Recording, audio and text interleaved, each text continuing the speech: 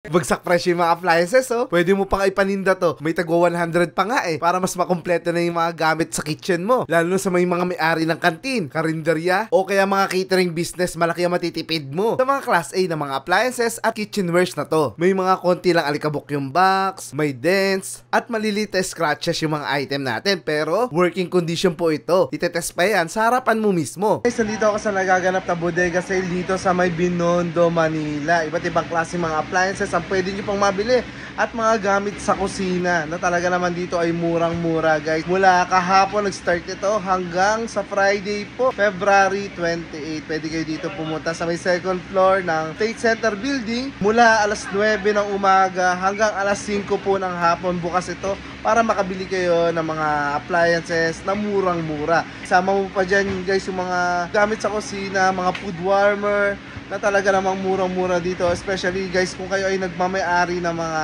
kantin, karinderya, o kaya catering business, may mga gamit kayo dito na pwede mabili na murang-mura, mga stainless, guys, magaganda yung quality.